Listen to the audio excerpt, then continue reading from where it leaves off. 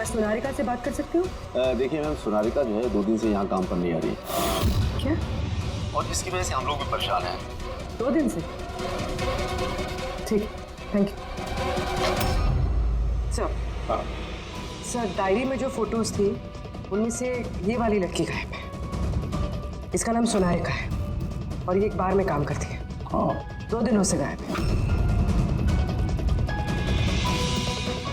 ये सोनारिका, ये तुम्हारी क्लाइंट है? हाँ सर।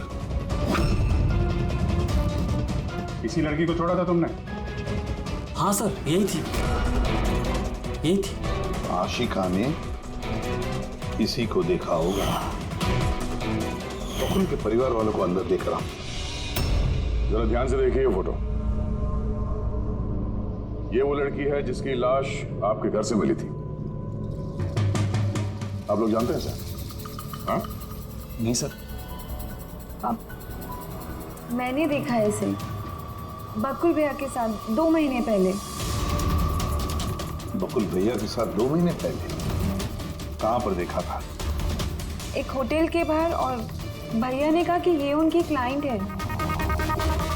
अच्छा, एक ड्रग एडिक्ट बार में काम करने वाली लड़की के साथ बकुल था और इनसे झूठ बोल रहा था कि क्लाइंट है।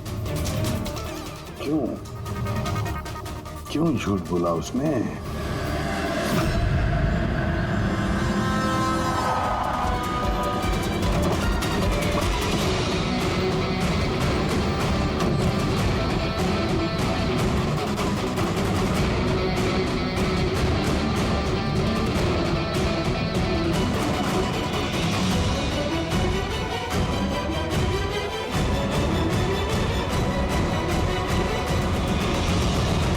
ये सोनारिका यहीं पे काम करती थी ना?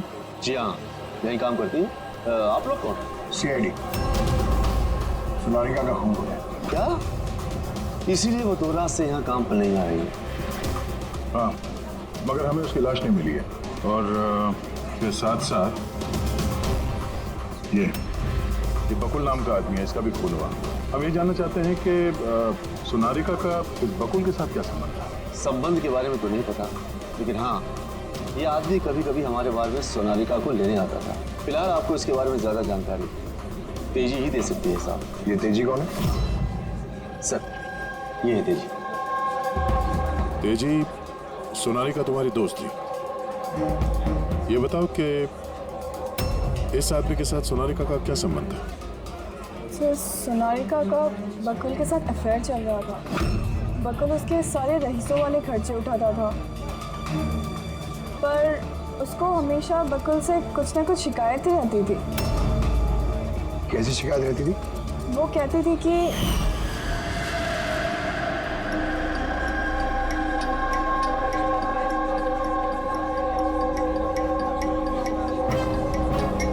सोनारिका, क्या हुआ? मैं बकुल के साथ ना अब ये रिश्ता और नहीं रख पाऊंगी। क्यों, क्या हुआ? ना तो रिश्ता रखने के पैसे मिल रहे और नहीं वो बकुल अपनी बीवी आशिका को डाइवोर्स दे रहा है। कुछ तो करना पड़ेगा। क्या करेगी तो? ब्लैकमेल। क्या? मैं उसे ब्लैकमेल करूंगी जिसने मुझे ये नाटक करने के लिए कहा है। तो कोई सोनारिका को पैसे दे रहा था बकुल के साथ प्यार का नाटक करने के लिए। मास्टरमाइंड कोई और ही है? हाँ, और उसी मास्टरमाइंड ने प्लान किया और इस सोनारिका और बकुल को मार दिया। और आशिका का वहां पर आना प्लान में शामिल नहीं था। समझ में नहीं आ रहा है कि ये बकुल अपनी फ्लाइट छोड़कर घर वापस क्यों आया? और सर, अगर खूनी को बकुल की गर्लफ्रेंड को मारना ही था तो कहीं और भी मार सकता था। वहां घर पे क्यों किया? तो शायद खूनी को पहले से पता था कि बकुल के घर में कोई नहीं, इसीलिए उसने धोखे से सोनारिका को वहां पे बुलाया और उसी समय बकुल और आशिका वहां पे पहुंच गए होंगे। ये हो सकता है। तो सर, लाश को घर से बाहर कहाँ लेके गए होंगे और कैसे? क्योंकि बकुल के घर की सारी गाड़ियां तो पहले से बाहर थी। खूनी अगर चाहता है तो क्या लाश के टुकड़े करके वो सूटकेस में भी ले जा सकता है, या फिर लाश के टुकड़े करके वो प्लास्टिक के थैलियों में भी डाल सकता है। कचरे की थैलियां हैं प्लास्टिक की। हाँ सर, एक कार खड़ी थी, एक बाइक, सर एक गार्बेज वैन भी था। क्या? रात के 1 बजे? रात के 1 बजे बंगले के बाहर एक कचरे की गाड़ी खड़ी थी। इसका मतलब है सर ये खून प्लांट था। तो खूनी गार्बेज वैन लेके आया था लाश को ठिकाने लगाने के लिए। और सर ये फ्लोरेसेंट ऑरेंज कपड़े गार्बेज वैन वाले तो पहनते हैं। सर, हाँ, चेतन जिस कंपनी के बिजनेस डिनर पे गया था, ऐसी कोई कंपनी रजिस्टर्ड ही नहीं। मेरी बिजनेस मीटिंग थी होटल किड्स में। और कीर्ति की माँ ने बाहर कुछ भी नहीं कहा। मेरी मदर बांद्रा रहती है, उनको अचानक फूड पॉइजनिंग हुआ था, मैं उनके पास ही गई थी। फिर भी उसे फूड पॉइजनिंग हो गई। ठीक है, ये भी पता लगाना चाहिए कि जिस रात बकुल और सोनालिका का खून हुआ, उस रात खंडाला से कोई टैक्सी या प्राइवेट गाड़ी आई थी क्या बंगले पर? अपनी माँ की बीमारी के बारे में सच सच बताओ। उनकी मेड शीना का कहना है कि उनकी जो भी हालत थी घर के खाने की वजह से नहीं हुई। हाँ, ये सच है, उन्होंने घर का खाना नहीं खाया था, बल्कि वो तो ये बता रही थी कि वो ड्राइवर के साथ बाहर गई थी और कार में उन्होंने कुछ दवाई खाई थी। दवाई खाई? हाँ, हमारे ड्राइवर अमन का भी यही कहना है। तुम्हारा ड्राइवर अमन का? सर, उन सभी ड्राइवरों को साथ में लेके आया हूँ जो गार्बेज वैन चलाते थे। हमें एक गार्बेज वैन के बारे में पता चला है जो आधी रात को सड़क के बीचों बीच खड़ी थी, जिसमें लाश डाल के ले जाया गया। वैन का पता चल गया? सर्विलेंस कैमरे में वो वैन साफ साफ दिख रही है हमें। क्यों?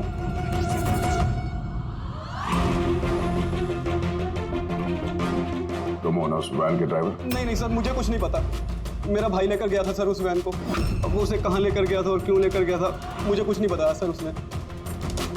फोन लगा उसको? जी सर।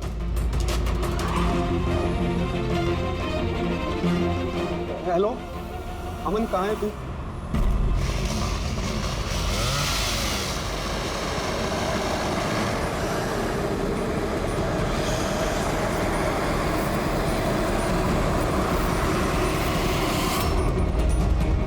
क्या भाई, कैसा है?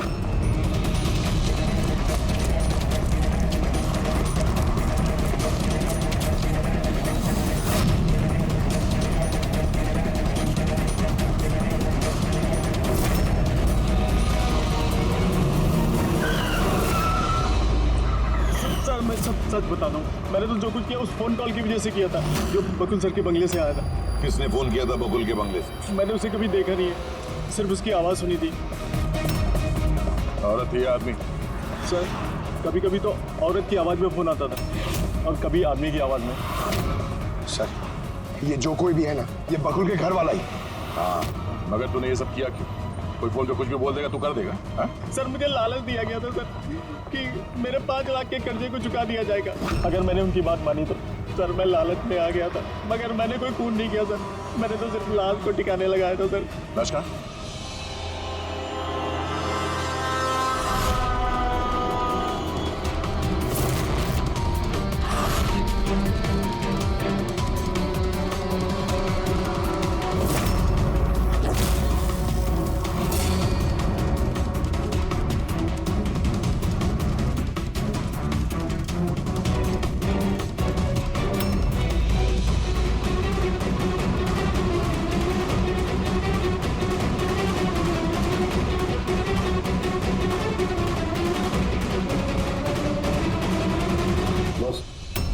इस लड़की का गला घोटा गया है, शायद इसी से इसकी मौत हुई है। तो इसीलिए सोनालिका की खून का कोई भी निशान नहीं था क्राइम सीन पर। और उसके पैर के अंगूठे का नाखून भी उखड़ा हुआ है।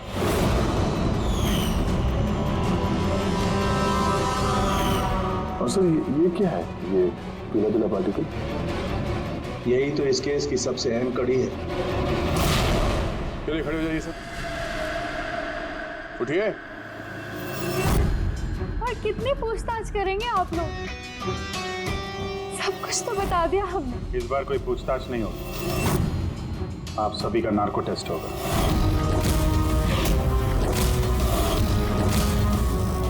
नार्को टेस्ट क्यों पर? क्योंकि आप में से कोई है जो सच नहीं बोल रहा।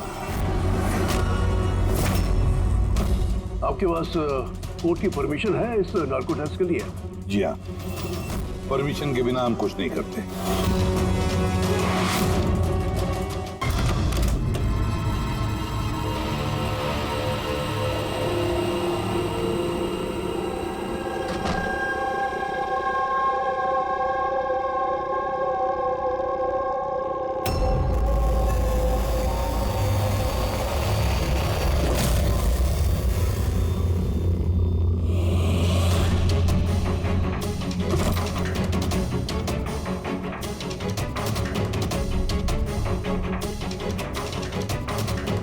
बकुल से आज बात करनी पड़ेगी, चाहे कुछ भी हो। बकुल से बात करनी ही पड़ेगी।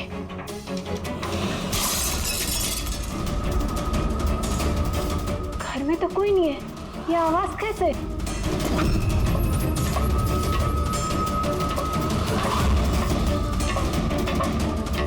कीर्ति,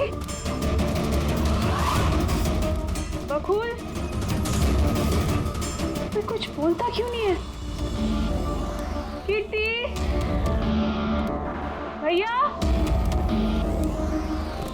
कीर्ति,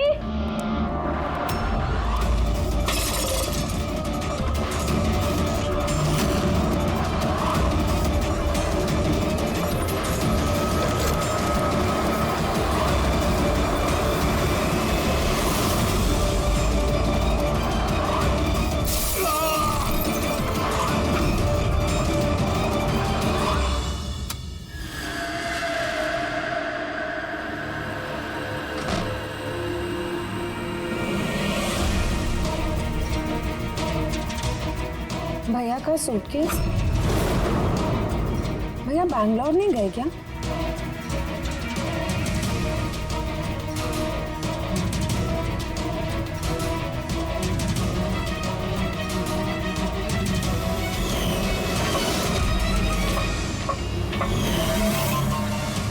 भाभी भी वापस आ गई।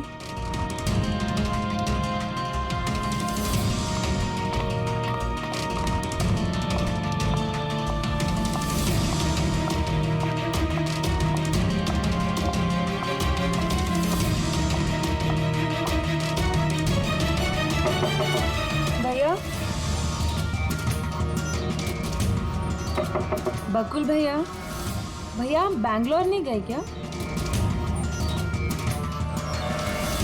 भाभी,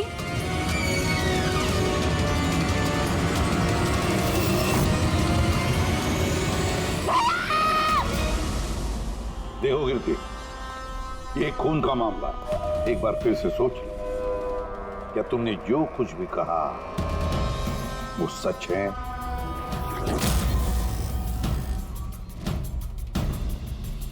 सर, हमें नहीं लगता है कि ये बात सच है। आपके लगने या ना लगने से कोई फर्क नहीं पड़ता। जब आपसे कुछ पूछा जाएगा तभी बोलना। हो सकता है ये सच बोल रही हो, क्या पता। मैं पागल नहीं हूँ, मैं होश में हूँ। मैं कह रही हूँ ना आपको कि आशिका भाभी ने खुद ही बोला है कि उन्होंने बकुल भैया का खून किया है। भाभी! भाभी! भैया! आशिका भाभी! भाभी! भाभी! भाभी! भाभी! भाभी! धन कौन भाभी? भाभी! भाभी! ये सब हुआ कैसे? किसने किया ये सब भाभी? मार गया बकुल। किसका खत्म? हाँ, मार दिया। मार दे।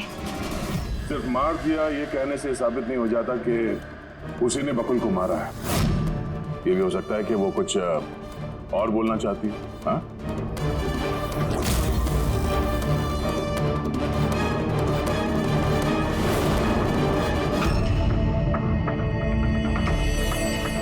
एक बात बताओ, जब बकुल का खून हुआ उस वक्त तुम सब लोग कहां पर थे?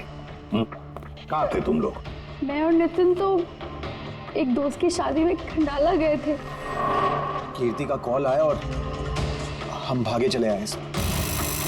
मेरी बिजनेस मीटिंग थी होटल किड्स में, वहाँ एक क्लाइंट के साथ डिनर था। जैसे ही नितिन का फोन आया तो मैं यहाँ पर चला आया। और आप कीर्ति, आप कहाँ थी? मैं बाहर गई हुई थी। कीर्ति बाहर गई थी, चाचा जी क्लाइंट के साथ मीटिंग में थे और आप दोनों खंडाला गए थे। उस वक्त बकुल और आशिका घर में अकेली थी, है ना? बकुल भैया भी बैंगलोर जाने वाले थे। उनकी 11 बजे की फ्लाइट थी और आशिका भाभी तो पार्टी में गई थी। आप सब घर में नहीं थे तो फिर बैंगलोर जाने वाला बकुल वापस क्यों आया घर पे? और ये आशिका, वो पार्टी से वापस क्यों आई? तो वो आप जाकर आशिका भाभी से पूछिए ना कि वो इतनी जल्दी वापस क्यों आ गई। वो तो घर पे ये बोलकर गई थी ना कि वो सुबह वापस आएंगी। वो तो हम पूछेंगे उससे। फिलहाल आप बताइए, आप कहाँ गई थी बाहर? मेरी मदर बांद्रा रहती है। उनको अचानक फूड पॉइजनिंग हुआ था, मैं उनके पास ही गई थी और फिर वहीं से मैं आई। वाह, हर एक के पास एक्सप्लेनेशन है कि बकुल के खून के वक्त मैं यहाँ था, मैं वहां थी, मैं वहां गया था। सबके पास एक्सप्लेनेशन है, लेकिन आप सब लोग एक बात अच्छी तरह से याद रखना, हम सीआईडी वालों से सच ज्यादा देर तक छुपता नहीं, सामने आकर ही रहता है।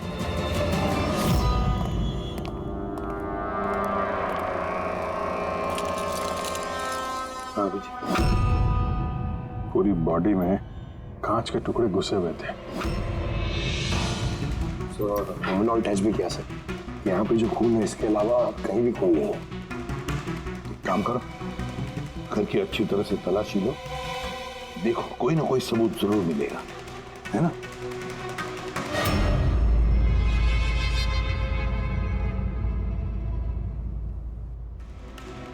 ये बता सर, इनका कहना है कि इन्हें कुछ भी याद नहीं। कुछ भी याद नहीं? आशिका, तुम्हें याद आ रहा? तुमने कीर्ति को होश में आने के बाद कुछ बताया था? याद करो। मुझे कुछ याद नहीं आ रहा। याद करने की कोशिश करो। कीर्ति कह रही थी कि बकुल का खून तुमने किया, ऐसा तुमने खुद उसको बताया? कीर्ति इल्जाम लगा रही है मेरे पे। बकुल को मैंने नहीं मारा।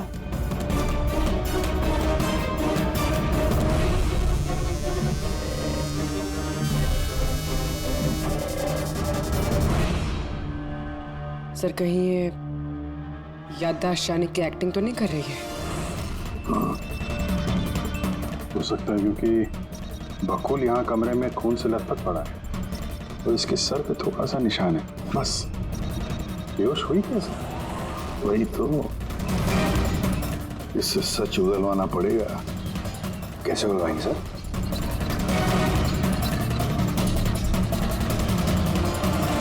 सच उगलवाएंगे नार्को टेस्ट से।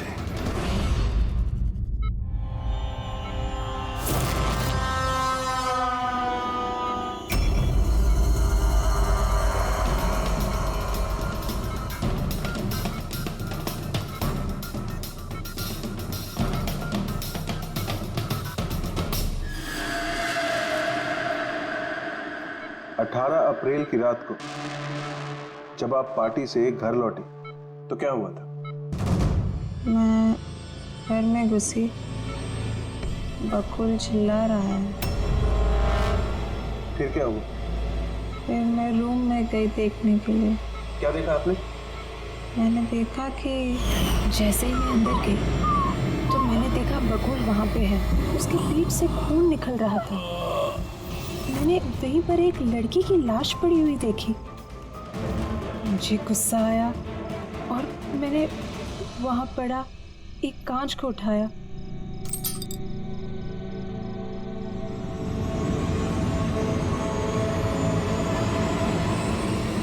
और बकुल को मार दिया। तभी मुझे मेरी गर्दन पे प्रेशर महसूस हुआ। मैं बेहोश होने लगी।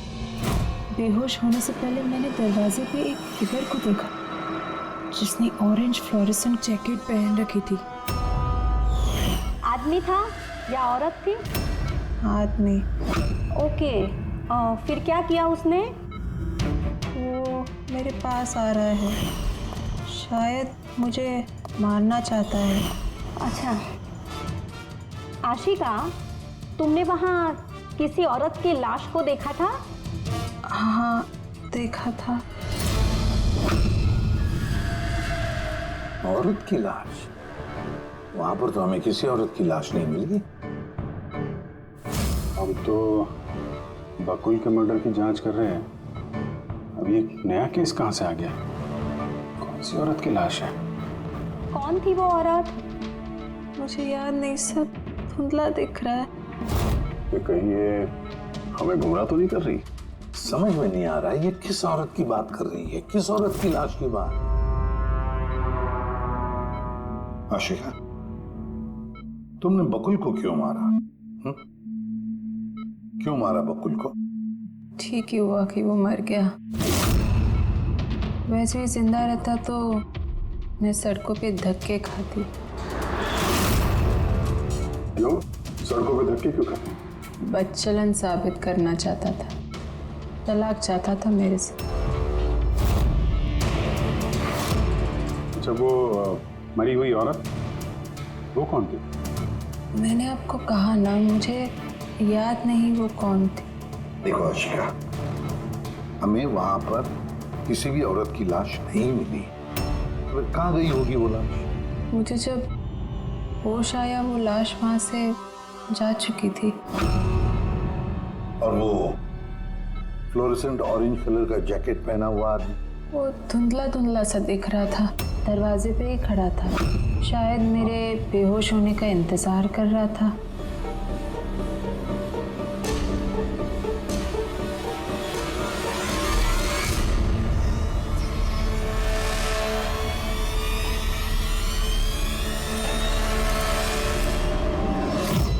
अभी तो आशिका वही बोल रही है जो उसे अच्छा लगता है, मगर टेस्ट में उसने सब कुछ सच सच बोला है। Thank you. सर, अगर इसने नार्को टेस्ट में सच बोला है तो हमें उस मरी हुई औरत के बारे में पता करना पड़ेगा। लगता है क्राइम सीन पर दोबारा जाना पड़ेगा। अच्छी तरह से फिर से चेक करते हैं, कोई ना कोई सबूत तो मिलेगा ही मिलेगा। सर, ये मशीन कोई स्पेशल मशीन है? ये मशीन छोटे से छोटा सबूत ढूंढने में भी सक्षम है, जैसे कि माइक्रोब्स जो अक्सर धूल में मिल जाते हैं। और ये जो मशीन है ना, इस कमरे में छोटा से छोटा जो डस्ट पार्टिकल होगा ना, छोटे से छोटा, उससे उस जैकेट वाले आदमी का पता बता देगी जो इस कमरे में मौजूद था। बहुत बढ़िया।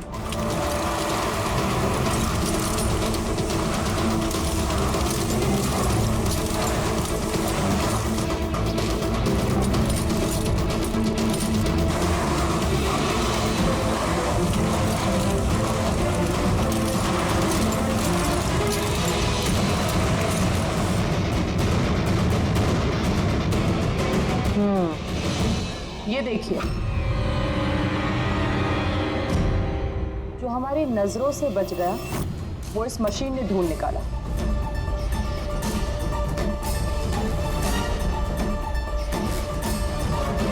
ये तो कोई नाखून लगता है। वो भी नेल पेंट लगा हुआ, डेफिनेटली कोई औरत का है। मगर सर, यहाँ कैसे? शायद भागा दौड़ी हाथापाई में किसी चीज से ठोकर लगी होगी और नाखून यहाँ पे रह गया। घर वालों का पता करो, इनमें से तो किसी का नहीं।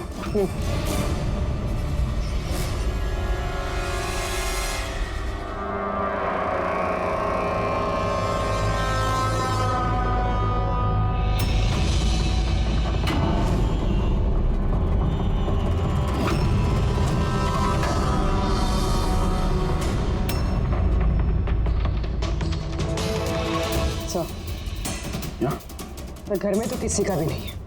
शायद उस औरत का होगा जिसकी लाश आशिका ने देखी थी। लगता तो ऐसा ही है।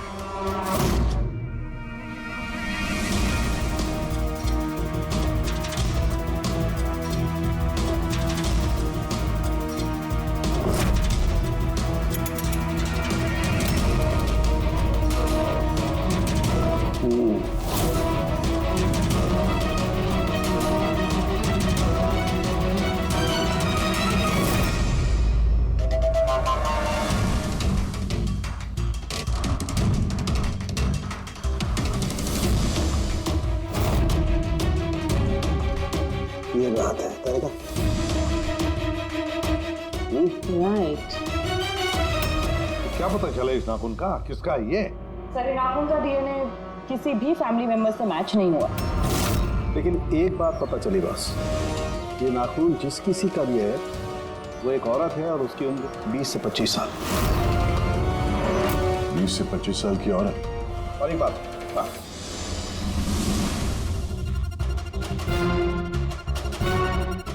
ये जो बारीक बारीक सफेद सफेद कण देख रहे हो ना, ये high percentage of high and नाखून में सुनो। कोई औरत जाके दिखती है? हाँ, घर परिवार की नहीं, बाहर की है। सर, कोई बाहर वाली वहां पे आई है तो किसी कार, ऑटो, टैक्सी वगैरह ही किया होगा। हाँ, पता लगाना पड़ेगा रिक्शा वालों से, टैक्सी वालों से कि क्या उनमें से किसी ने उसे घर पर छोड़ा है क्या। सर, वो आशिका बता रही थी कोई फ्लोरोसेंट ऑरेंज कलर की जैकेट पहने हुए आदमी था वहां पे। बेहोश होने से पहले मैंने दरवाजे पे एक फिगर को देखा जिसने ऑरेंज फ्लोरोसेंट जैकेट पहन रखी थी। वो कौन है, कहाँ से आया, कहाँ गायब हो गया, उसके बारे में भी पता लगाना पड़ेगा। और सर, जितने ड्रग पेडलर्स है उनसे भी पता करना पड़ेगा कि कितनी औरतें ये हाई एंड लेती हैं। अभिजीत, एक काम करो, रिक्शा वालों से, टैक्सी वालों से पता लगाओ क्या किसी ने इस औरत को घर पर छोड़ा था क्या, और मिसिंग पर्सन रिपोर्ट भी चेक करो। और दया, जाओ शहर में जितने भी ड्रग पेडलर्स है ना, सबसे जाकर पूछताछ करो। देखो क्या वो किसी ऐसी औरत को जानते हैं जो हाई क्वालिटी इस्तेमाल करती है, और हम जाकर उन घर वालों से मिलते हैं, देखते हैं क्या कर रहे थे, कहाँ गए थे इस हादसे के वक्त।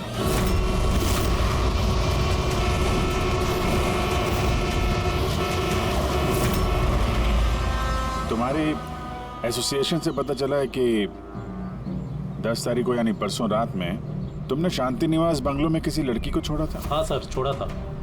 कितने बजे की बात है? सर, लगभग 1 बजे की बात है, उसी बंगलो में। सर, बहुत नशे में थी वो और बार बार अपने हस्बैंड को गाली दे रही थी। अच्छा। जी सर।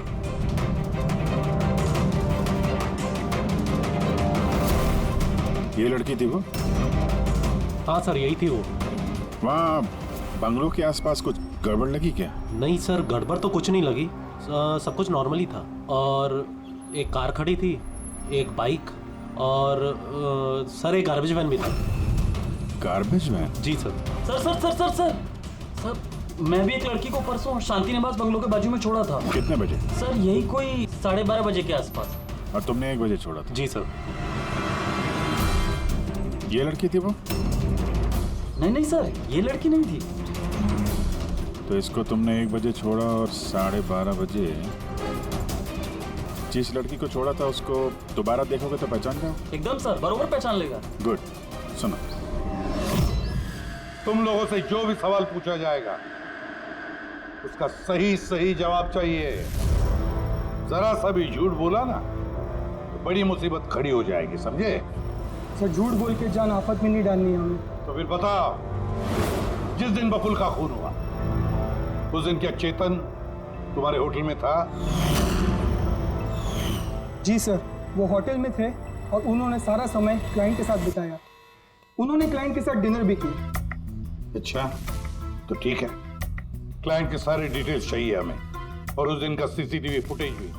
शीना, कीर्ति की माँ को फूड पॉइजनिंग क्यों हुई?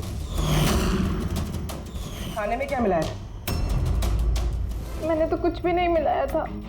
आंटी जी तो बाहर गई हुई थी। जब वो वापस लौट के आई उनकी तबीयत खराब थी। सर नितिन और सिया दोनों सारा दिन शादी में ही थे।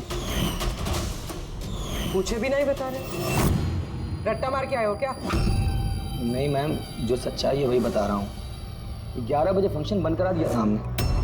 उसके बाद में नितिन और सिया वो लोग कहाँ गए? फिर वो दोनों अपने रूम में चले गए सर।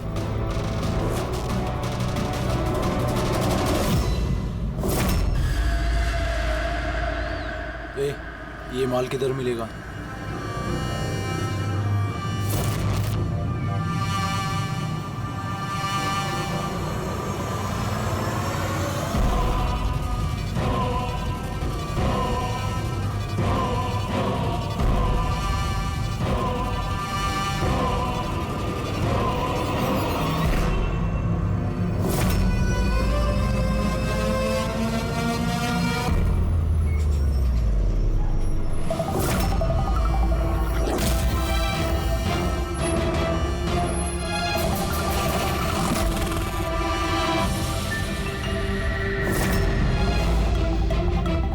माल चाहिए।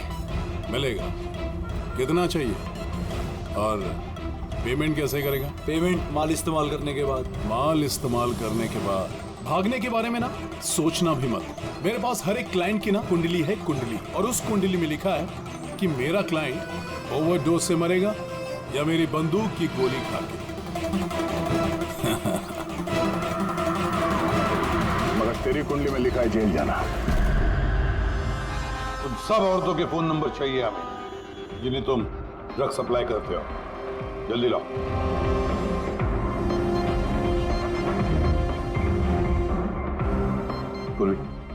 देखो जरा कॉल करके देखो इन सारे नंबर्स पर। देखो कोई गायब तो नहीं है।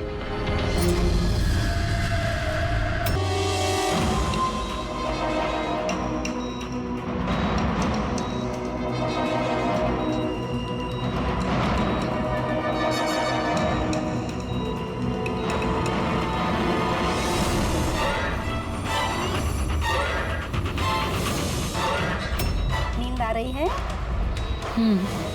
जो मैं आपको बोलूंगी उसका सही सही उत्तर दीजिएगा, ठीक है? सोनारिका को जानती हो? हाँ। बकुल का अफेयर था सोनारिका के साथ, ये भी जानती है? हाँ, मुझे दोनों पे शक था। क्या आशिका ने सोनारिका का खून किया है? आशिका जानते नहीं थे सोनारिका को, तो खून कैसे करेगी? अभी आपको नींद आ रही है? हाँ। सोनारिका को जानते हो? नहीं। बकुल का अफेयर था सोनारिका से, ये जानते होंगे आप? नहीं।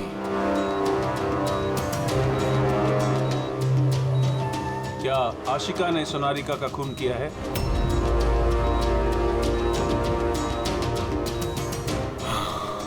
आशिका सोनारिका को जानती थी।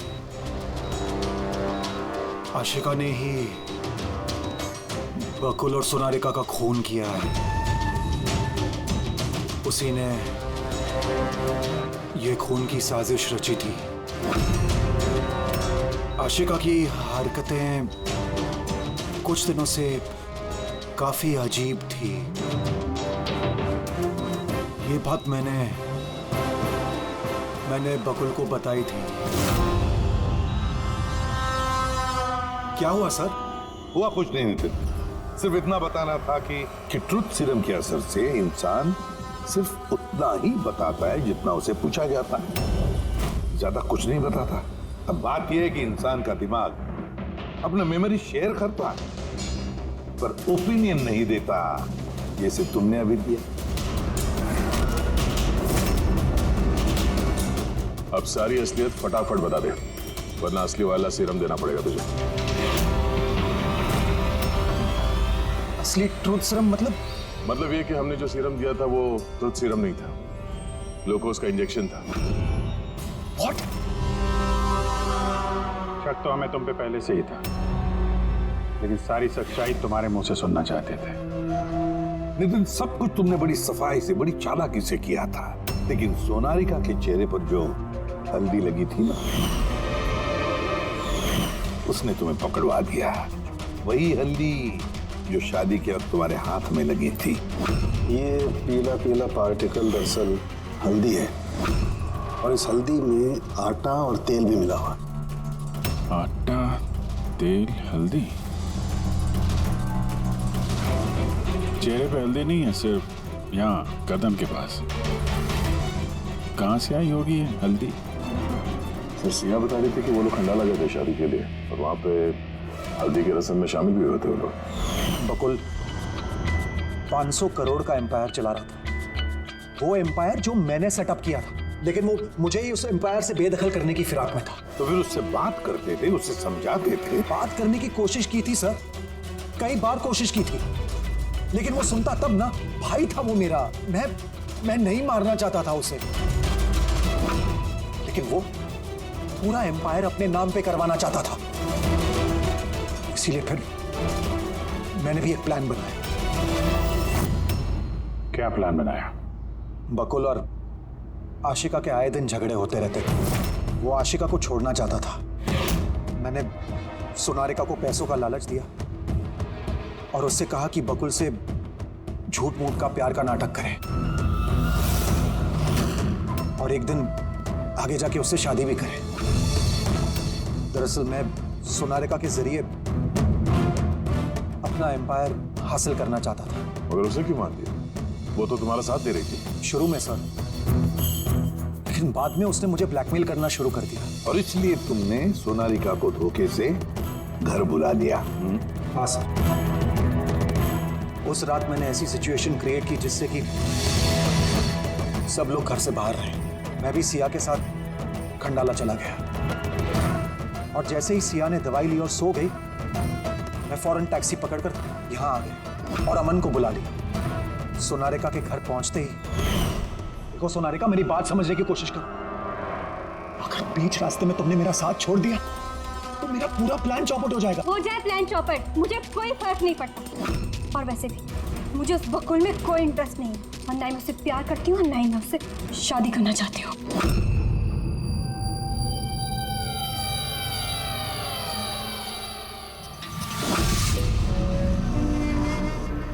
देखो, अगर तुमने मेरा साथ नहीं दिया तो बहुत पछताओगी, बता रहा हूं मैं। धमकी दे रहे हो तुम मुझे? धमकी दे रहे हो तुम मुझे? हाँ? ऐसा ही समझ लो।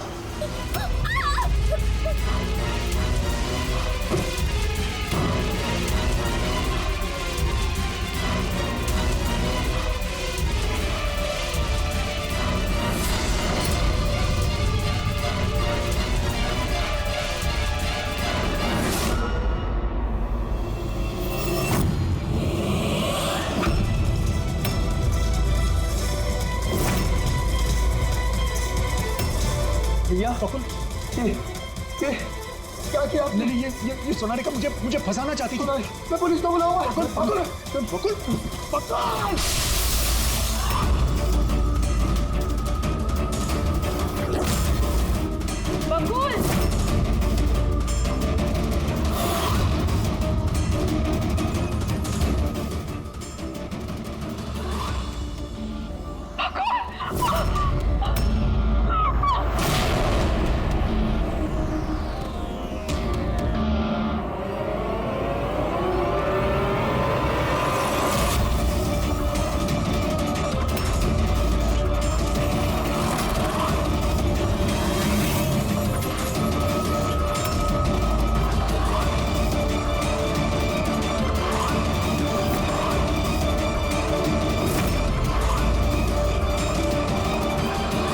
मैंने अमन को फोन पे पहले ही बता दिया था सोनारिका की लाश को ठिकाने लगाने के लिए। उसने